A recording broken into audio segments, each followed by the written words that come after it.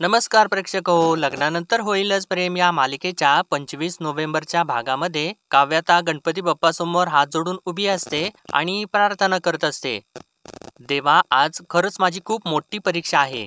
मला आशीर्वाद दे आणि नेहमी माझ्या पाठीशी राहा, म्हणजे माझ्या मनावरचं दडपण निघून जाईल. असं ती बोलत असताना तिकडून पार्थ येतो आणि आशीर्वाद देत म्हणतो तथास्तु आणि तिच्याकडे बघून तो हसत असतो. तर आता काव्याला आदल्या रात्रीचा क्षण आठवतो, जेव्हा पार्थने तिला फ्लाइंग केस दिलेला असतो आणि काव्याला थोडासा त्रास झाल्यानंतर ती तिथून निघून गेलेली असते. आणि ती पार्थला आता म्हणते, पार्थ खरंच सॉरी, काल जरा मी वियर्ड वागले ना. तर पार्थ तिला म्हणतो इट्स ओके. परीक्षेच्या टेन्शन मध्ये असे मूड स्विंग होतातच. तर काव्या त्याला थँक्यू असं म्हणते, कारण मला समजावून घेतल्याबद्दल. तर पार्थ तिला म्हणतो, अहो तुम्ही इतर गोष्टींचा फार विचार करू नका, आता सध्या फक्त पेपरवरती फोकस करा. ऑल द बेस्ट असं त्यानं म्हटल्यानंतर काव्या सुद्धा त्याला थँक्यू म्हणते आणि परत गणपती बाप्पाला नमस्कार करते. आणि आता तिला आठवतं आणि ती म्हणते, अनिशा, अरे अनिशा अजून कशी काय नाही आली? असं म्हणून ती तिला हाक मारू लागते. म्हणते, अगं अनिशा ये ना लवकर, अगं उशीर होईल. आणि पार्थला म्हणते, ही मुलगी लवकर आवरतच नाही हो. तर आता नंदिनी तिथं येते आणि काव्याला म्हणते, अगं येणारच आहे ती, कशासाठी एवढी चिडचिड करतेस तू? हे बघ काव्या, आता एकदम शांत मनाने तू पेपरला जाणार आहेस आणि दुसरा कुठला सुद्धा विचार करणार नाहीयेस असं सांगून ती काव्याच्या हातावरती आता दही साखर ठेवते. तर तेव्हा दही साखर खाल्ल्यानंतर काव्या नंदिनीला विचारते, अगं ताई, तू साखर कमी घातली आहेस का घातलेलीच नाहीयेस? तर नंदिनी तिला म्हणते, अगं काव्य, मी साखर घातलेली आहे. आणि म्हणते, अरे देवा, ते जीवांना कमी साखरेचं दही आवडतं ना, बहुतेक मी कमीच टाकलेली आहे साखर. आणि थांब जरा, मी पटकन साखर घालून घेऊन येते असं म्हणून ती चाललेली असते. तर काव्य तिला म्हणते, अगं ताई, राहू देत राहू देत, काही अडचण नाहीये. तर नंदिनी आता तिला म्हणते, ठीक आहे ना, बरं ते राहू देत, मी काय म्हणते, तू शांत डोक्याने पेपर लिही, कुठला सुद्धा विचार मनात आणू नकोस. काल तुझा घाम पुसायला मी होते, पण आता परीक्षेमध्ये घाम आला तर, म्हणून हा रुमाल आहे ना, तो तुझ्याजवळ ठेव. या रुमालावर एम्ब्रॉयडरी सुद्धा केलेली आहे मी. असं ती बोलत असताना पार्थ म्हणतो, अरे वा वा वा, काय लाड आहेत बहिणीचे. तर काव्य तिला म्हणते, थँक्यू ताई, आणि परीक्षेला जाताना काही ना काहीतरी द्यायचं मला, ही प्रथा मोडलेली नाहीस तू. असं म्हणून ती आता रुमाल आपल्या हातामध्ये घेते. आणि ज्यावेळेस ती रुमाल हातामध्ये घेते तर त्या रुमालावरती नंदिनीने बदामाची एम्ब्रॉयडरी केलेली असते, म्हणजे हार्टची एम्ब्रॉयडरी केलेली असते. आणि त्यावेळेस आता काव्याला ते बघितल्यानंतर तिला तो क्षण आठवतो, ज्यावेळेस काव्याने असंच एका रुमालावरती एम्ब्रॉयडरी करून ती जीवाला दिलेली असते. आणि त्यावेळेस जीवा तिला मला नाही नको असं म्हणत असतो आणि त्यानंतर त्याने तो रुमाल घेतलेला असतो आणि त्याच्यावरती जे लव के असं लिहिलेलं असतं. आणि आता ती त्या विचारामध्ये जाऊन तिला थोडंसं टेन्शन येतं. आणि आता ही दोघं जण, पार्थ आणि नंदिनी, तिच्याकडे बघतच राहतात. तर नंदिनी काव्याला विचारते, काय झालं ग काव्य, आवडलेलं आहे ना? असं ती विचारत असताना अनिशा तिथं येते आणि काव्याला म्हणते, चला निघूया का? तर नंदिनी तिला म्हणते, अगं थांब जरा, तू सुद्धा दही साखर घे आणि छान लिही पेपर असं म्हणून तिला सुद्धा ऑल द बेस्ट करते. तर आता पार्थ म्हणतो, चला ठीक आहे, मी तुम्हाला सोडतो आता. तर काव्य लगेचच त्याला म्हणते, नाही नाही, कशाला, मी आणि अनिशा जातो. तर पार्थ म्हणतो, अहो मी काय म्हणतो, मी येतो ना तुमच्या सोबत. तर तेव्हा काव्य म्हणते, नाही, तुम्ही घरी बसून आराम करा, आम्ही दोघी जातो. तर नंदिनी सुद्धा इन्सिस्ट करू लागते, म्हणते, अगं काव्य, ते म्हणतायत एवढं सोडायला येतो तर येऊ देत ना. तर काव्य सांगते, अगं ताई, मी आणि अनिशा जाता जाता बोलत बोलत रिव्हिजन करत जाऊ, उगाच ते बोर होतील. तर पार्थ म्हणतो, बरं ठीक आहे, बाहेर दरवाजापर्यंत येऊ का सोडायला? तर काव्य म्हणते, हो चला चला. आणि आता हे तिघे सुद्धा तिथून निघून जातात. आणि आता दुसरीकडे त्यांनी परत आता रम्या आणि वसू मधला सीन दाखवलेला आहे. रम्या गडबड करत असते वसूला, आई चल आवर लवकर, झालं का तुझं? तर वसू म्हणते, अगं हो हो, मी तर रात्री बसून सकाळ व्हायची वाट बघत होते, चल लवकर. असं म्हणून त्या दोघी चाललेले असतात. परत वसू थांबते आणि रम्याला म्हणते, अगं पण ती सुनीता बोलेल ना आपल्या बरोबर? तर रम्या म्हणते, अगं आई, माणसांना बोलतं करण्यात एक्सपर्ट आहोत आपण, नक्की बोलेल, काळजी करू नकोस. तर वसू तिला आता म्हणते, अगं मग तू आता इथे काय बोलत बसली आहे, चल ना लवकर, गाडी काढ. आणि विचारते, बरं ठीक आहे, त्या कॅफेचं नाव काय म्हणालीस तू? तर रम्या सांगते, कॅफे तक्ष बँड्रा. तर वसू म्हणते, हो का, मग चलो चलो बँड्रा असं म्हणून ते आता दोघी तिथून गडबडीने निघून जातात. तर आता नेमके इकडे नंदिनीला त्या NRI चा फोन आलेला असतो आणि त्याने पत्ता सांगितलेला असतो आणि नेमका तो पत्ता हाच असतो, तक्ष कॅफे बँड्रा. आणि नंदिनी त्याला म्हणते, हो हो, मी तिथे येईन आणि मी लगेचच निघते असं म्हणून ती आता फोन ठेवते आणि ती सुद्धा आता गडबडीने तक्ष कॅफेकडे निघायला लागते. तर आता इकडे तक्ष कॅफेमध्ये म्हणजे सुनीताच्या कॅफेमध्ये ते वेदांत NRI येऊन बसलेले असतात आणि ते सुनीताला बोलवतात आणि म्हणतात माझी ऑर्डर घ्याल का? तर तेव्हा सुनीता म्हणते हो सांगा ना तुमची काय ऑर्डर आहे. तर तेव्हा वेदांत सांगतो. तर तेव्हा वेदांत त्याची ऑर्डर देतो आणि सुनीता तिथून निघून चाललेली असते आणि ती जाता जाता नंदिनीलाच धडकते. म्हणजे तिकडून नंदिनी येत असते आणि तिला ती धडकते. तर तेव्हा तिला धडकल्यानंतर सुनीता काही तिला ओळखत नाही आणि तिला म्हणते आय एम रिअली सॉरी. तर नंदिनी सुद्धा तिला म्हणते नाही नाही मीच सॉरी कारण मी तुम्हाला बघायला हवं होतं. तर सुनीता तिला म्हणते नाही नाही माझी चूक होती. I am really very sorry. तुम्ही बसा ना प्लीज असं सांगून ती तिथून निघून जाते. तर तेव्हा नंदिनी आता त्या NRI कडे बघू लागते म्हणजे आणि त्यांच्याजवळ जाऊन त्यांना म्हणते एक्सक्यूज मी तुम्ही मिस्टर वेदांत आहात का? नमस्कार मी नंदिनी जन्मेजय देशमुख आहे. तर तेव्हा वेदांत तिला ओळखतो आणि म्हणतो हो हो बसा बसा ठीक आहे तुम्ही इथे बसा आणि तो विचारतो बरं ठीक आहे तुम्ही काय घेणार ते अगोदर सांगा. तर नंदिनी म्हणते नाही सर थँक्यू आणि असं त्यांचं बोलणं सुरुवात होणार असतं इतक्यातच वेदांतला कोणाचा तरी फोन येतो आणि तेव्हा त्याला त्यांच्या आईबाबांचा फोन आलेला असतो आणि तो म्हणतो हो आई बाबा तुमचं शॉपिंग आवरलेलं आहे का आणि आपल्याला संध्याकाळची फ्लाईट आहे लवकर करा आणि मी तक्ष कॅफेमध्येच आहे आणि तुम्ही डिरेक्टली इथेच या असं सांगून तो आता फोन ठेवून देतो आणि त्यानंतर तो नंदिनीला विचारतो हा बोला तुम्हाला मला का भेटायचं होतं. तर तेव्हा नंदिनी सांगत असते आणि तिला थोडंसं ऑकवर्ड होत असतं बोलताना. तर इतक्यातच आता प्रेक्षकांनो मागे ही वसू आणि रम्या दोघी सुद्धा येऊन उभ्या राहतात आणि ते त्या दोघी सुद्धा त्या दोघींचं सुद्धा नंदिनीकडे लक्ष नसतं आणि त्या दोघी आता सुनीताला शोधत तिथून बाजूला जातात. तर इकडे वेदांत नंदिनीला परत म्हणतो अहो बोला ना तुमचं काय म्हणणं होतं. तर आता या दोघी इकडे बाजूला आलेल्या असतात आणि वसू म्हणते कुठं आहे गही. तर रम्या म्हणते तिचाच कॅफे आहे ना मग असेल इथेच कुठेतरी. तर वसू म्हणते अगं रम्या जर आपल्या नशिबाने साथ दिली ना तर यू नेव्हर नो ही सुनीता आपल्या समोरच येऊन उभी राहील. तर रम्या म्हणते हो असंच व्हायला हवं असं म्हणून आता त्या दोघी परत सुनीताला शोधत शोधत नंदिनीच्या मागेच येऊन उभे राहतात आणि त्या तिथून परत चाललेले असतात म्हणजे नंदिनीच्या दिशेने चाललेले असतात. पण इतक्यातच सुनीता आता त्या दोघींच्या समोर येते आणि त्या दोघींना विचारते हॅलो तुम्हाला दोघींना बसायला टेबल मिळालेलं नाहीये का. आणि आता या दोघी सुनीताला बघितल्यानंतर थक्कच झालेले असतात आणि या दोघींना सुद्धा तो क्षण आठवतो ज्यावेळेस मानिनीने तो पेनड्राईव्ह खलबत्त्यामध्ये कुटलेला असतो आणि हीच सुनीता तिला थांबवायचा प्रयत्न करत असते. तर आता ही सुनीता या दोघींना विचारते एक्सक्यूज मी तुम्ही कोणाला शोधताय का. तर वसू म्हणते हो आम्ही कोणाला तरी शोधत शोधतच इथपर्यंत आलेलो होतो. तर रम्या म्हणते हो आणि ज्यांना शोधत शोधत आम्ही इथे आलेलो आहे ना त्या मे बी आमच्या समोरच आहेत. तर आता सुनीता म्हणजे काय असं विचारते. तर तेव्हा या दोघी नाही नाही काय नाही असं म्हणून तो विषय टाळतात.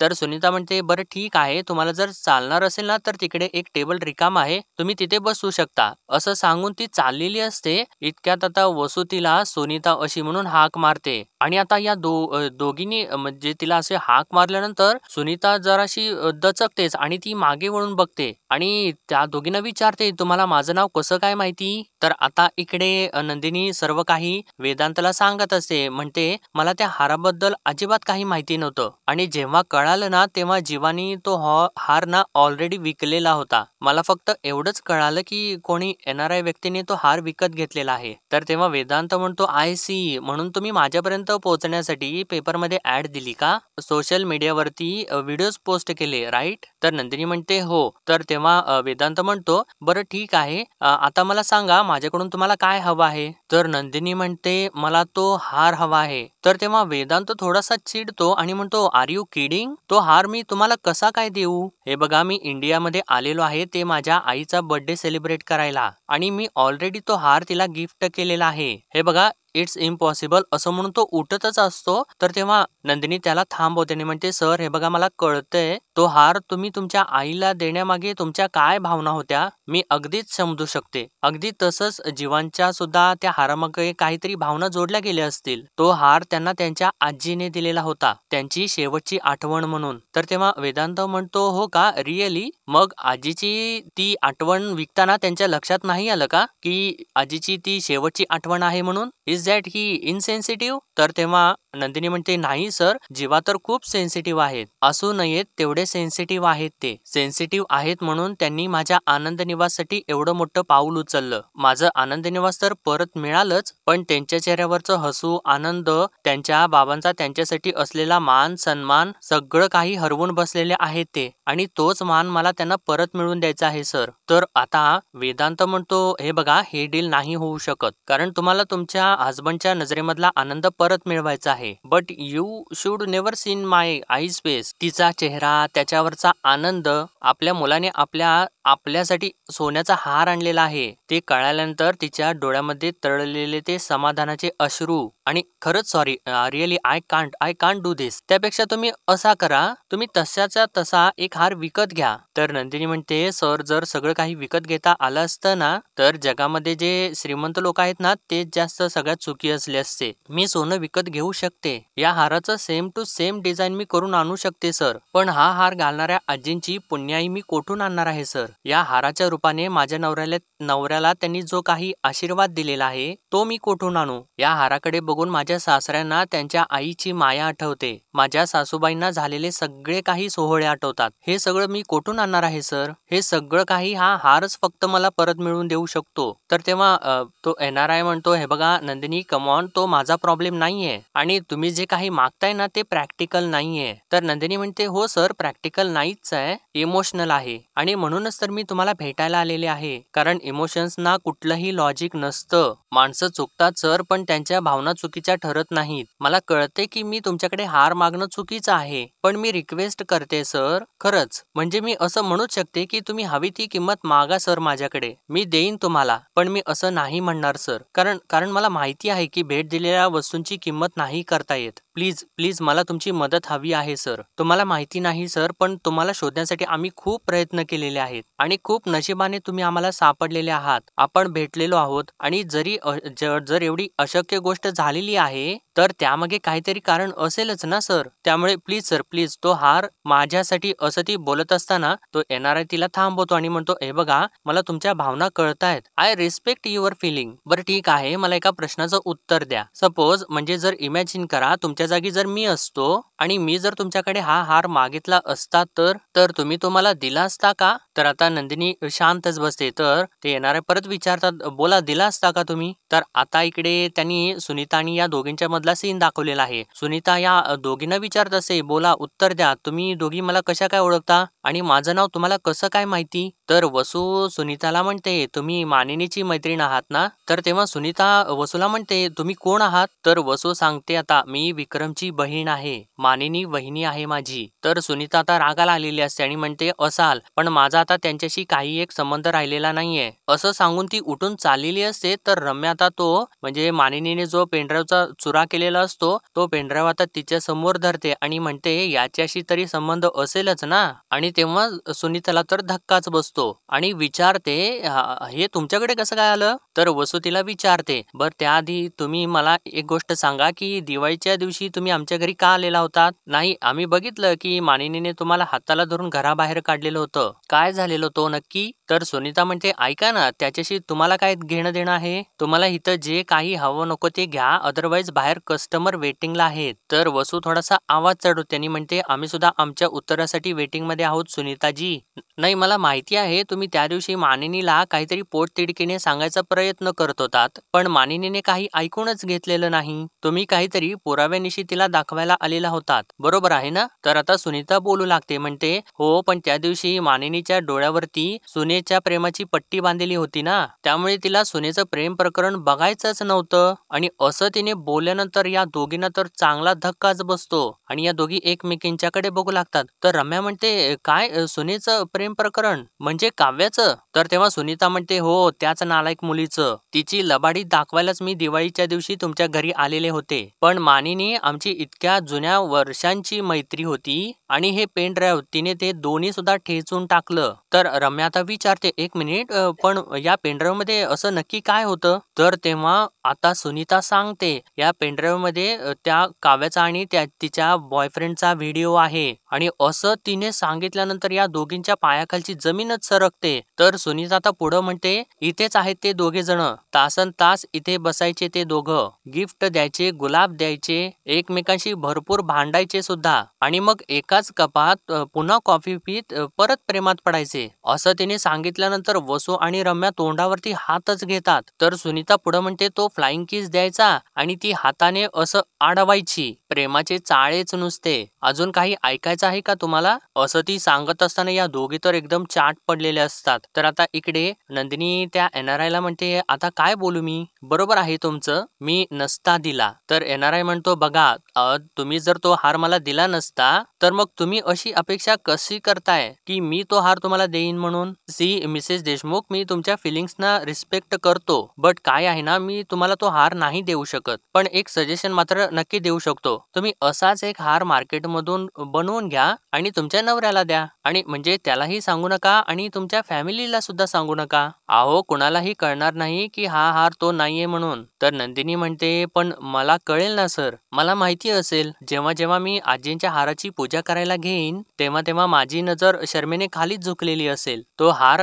आणून ना मी घरच्यांच्या चेहऱ्यावरती माझ्या आनंद आणूच शकेन सर, पण त्या आनंदावरती ना मी माझा हक्क नाही सांगू शकणार सर. घरच्यांची फसवणूक करून मी त्यांच्या चेहऱ्यावरती थोडा वेळ का होईना हसू आणू शकेन, पण त्यांची फसवणूक केलेली आहे या गिल्टने मी रात्रभर शांत नाही झोपू शकणार. माझे बाबा मला नेहमी म्हणायचे सर, नंदिनी, 4 पैसे कमी कमव, पण रात्री शांतपणाने झोप लागेल अशीच कामं करावीत." असं या दोघांच्या मधलं बोलणं चालू असतं. तर आता इकडे रम्या म्हणते, "ओके ओके, आत्ता माझ्या लक्षात आलं. अगं आई, बहुतेक याच कारणामुळे ना मधल्या काळात मामी काव्याबरोबर तोडून वागत होती. आत्ता सगळ्याची टोटल लागते मला." तर वसू सुद्धा म्हणते, "हो, खरं आहे ग रम्या. मला काय वाटतं माहिती का, त्यावेळेला मानिनी ना यांच्या बोलण्यामुळे कन्व्हिन्स झाली असेल आणि म्हणूनच तिने काव्याला गेस्ट रूम मध्ये शिफ्ट केलं. नाहीतर उगाचच मानिनी काव्याशी असं का वागेल?" तर सुनीता सांगू लागते, म्हणते, "मानिनीचा तर माझ्या बोलण्यावरती विश्वास बसलेलाच होता, पण पार्थच्या बाबतीत ती एक घटना काय घडली आणि काव्याच्या बाबतीत मानिनीचं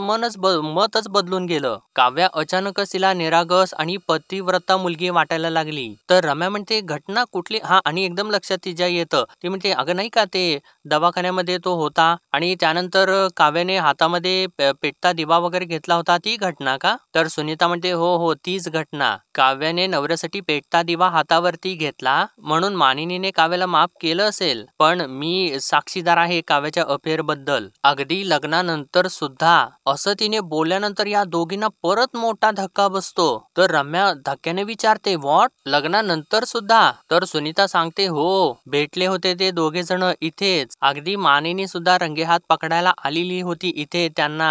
तर रम्या आता विचारते, "मला एक गोष्ट सांगा, त्या मुलाचं म्हणजे काव्याच्या बॉयफ्रेंडचं आणि तिचं काही फुटेज आहे का तुमच्याकडे?" तर सुनीता म्हणते, "मी कशाला आता ते फुटेज येऊन माझ्या CCTVची मेमरी फुकट घालवू? ज्या दिवशी मानिनीने माझ्या कानाखाली मारली ना, त्याच दिवशी मी ते सगळं काही फुटेज डिलीट करून टाकलं." आणि असं तिने सांगितल्यानंतर आता या दोघींना जरासा धक्का बसतो. म्हणजे या दोघी जरा नाराज होतात. तर रम्या म्हणते, "म्हणजे आता काहीच ठोस पुरावा नाहीये का तुमच्याकडे?" तर सुनीता म्हणते, "नाहीये, आणि तसंही ते घेऊन मला आता उपयोग तरी काय आहे? असंही मानिनीने ज्यासाठी माझी मैत्री झिडकारलेली आहे त्याच्याशी रिलेटेड आता कोणतीच गोष्ट मला माझ्याकडे नको आहे." तर आता रम्या विचारते, "ऐका ना, त्या मुलाचा एखादा फोटो वगैरे काही आहे का?" तर आता सुनीताला तो क्षण आठवतो ज्यावेळेस तिनेच तो फोटो जीवाचा काढलेला असतो आणि ती सांगते की त्या मुलाचा माझ्याकडे फोटो होता. तर वसू म्हणते, "हो होता ना, मग दाखवा ना, आम्हाला दाखवा." असं ती विचारत असते. आणि इकडे परत त्याने आता या दोघांच्या मधला सीन दाखवलेला आहे. तो येणारा नंदिनीला म्हणतो, "इन दॅट केस मी तुम्हाला कुठलीही मदत नाही करू शकत. कसं आहे ना, you love your family and I love my family, especially माझी आई. सो प्लीज मला माफ करा, मी तो हार तुम्हाला नाही देऊ शकत." ओके असं म्हणून तो हात जोडतो. तर तेव्हा नंदिनी सुद्धा त्याच्यासमोर हात जोडते आणि म्हणते, सर प्लीज मी तुम्हाला रिक्वेस्ट करते, तुम्ही फक्त एकदा शांतपणाने विचार करा. काय आहे माझ्या घरच्यांची सगळी आनंदाची भिस्त त्या हारावरती अवलंबून आहे. प्लीज प्लीज तुम्ही नाही म्हणू नका. मी ना तुम्ही जे काही सांगाल ते करायला तयार आहे. पण प्लीज त्या हारासाठी मला नाही म्हणू नका प्लीज. हवं तर मी तुमच्या आईशी बोलू का? असं तिने म्हटल्यानंतर तो येणारा रागालाच येतो आणि तो उठूनच उभा राहतो आणि म्हणतो, एक्सक्यूज मी, या हारासाठी तुम्ही माझ्या आईपर्यंत पोहोचायचा विचार सुद्धा करू नका. तर तेव्हा नंदिनी म्हणते, नाही नाही अहो मी सर असं बोलत असताना तो येणारा म्हणतो, अहो मी काय आणि काय समजता काय तुम्ही स्वतःला? अहो सांगा ना मला. आणि जेव्हा मी तुम्हाला सांगतोय तो हार मी माझ्या आईला गिफ्ट दिलेला आहे आणि तुम्ही काय बोलाल तिच्याशी? तुम्ही तिच्याशी बोलून इमोशनल ब्लॅकमेल करून तो हार काढून घेणार आहात का तिच्याकडून? तर नंदिनी म्हणते, नाही सर तुम्ही काहीतरी गैरसमज करताय. असं हे दोघे बोलत असताना इतक्यातच इकडून या एनआरआयची आई त्याला हाक मारते, वेदांत. आणि आता नंदिनी त्याच्या आईकडे बघू लागते आणि ते दोघे म्हणजे डीपी अँड सन्स इंडस्ट्रीजचे मालक असतात. आणि त्यावेळेस नंदिनीला तो क्षण आठवतो ज्यावेळेस पार्थने त्यांना मदत केलेली असते आणि नंदिनी तिथं आलेली असते आणि पार्थला तिने सांगितलेलं असतं, हेच आहे ते मिस्टर दिवाकर पटवर्धन आणि या त्यांच्या मिसेस मंगला पटवर्धन. आणि आता तेव्हा नंदिनी त्यांच्याकडे बघू लागते. तर मित्रांनो आजच्या भागामध्ये एवढंच आणि पुढील भागामध्ये आपण पाहणार आहोत रम्याच्या हातामध्ये आता पेनड्राईव्ह असतो आणि ती वसूला म्हणत असते, या पेनड्राईव्ह मध्ये काव्याचा आणि तिच्या बॉयफ्रेंडचा व्हिडिओ आहे आणि आता तो व्हिडिओ आपण पार्थला दाखवायचा आहे. मग आता काव्या आणि पार्थचं लग्न मोडू असं सांगितल्यानंतर वसू तर खूप खुश होतय. तर आता इकडे वेदांत त्याच्या आईला सांगत असतो, आई मी जो हार तुला गिफ्ट केलेला आहे ना, तो हार या नंदिनी मागायला आलेल्या आहेत. म्हणजे आता नंदिनीची आणि त्यांची ओळख पटलेली असते आणि नंदिनी त्या दोघांच्या सोबत बोलत असताना हा वेदांत त्याच्या आईला ती गोष्ट सांगतो. तर तेव्हा त्याच्या आईने तर तो हार आपल्या गळ्यामध्ये घातलेलाच असतो आणि ती म्हणते, हा हार का? आणि तेव्हा त्या हाराकडे बघितल्यानंतर नंदिनीच्या डोळ्यामधून टचकन पाणी येतं आणि ती आपले डोळे पुसू लागते. आणि मित्रांनो तो हार आता नंदिनीला मिळेलच अशी इथे तर गोष्ट दिसत आहे. तर असेच डेली अपडेट पाहण्यासाठी आपल्या चॅनलला सबस्क्राईब करा आणि हो बेल आयकॉन दाबायला अजिबात विसरू नका. धन्यवाद.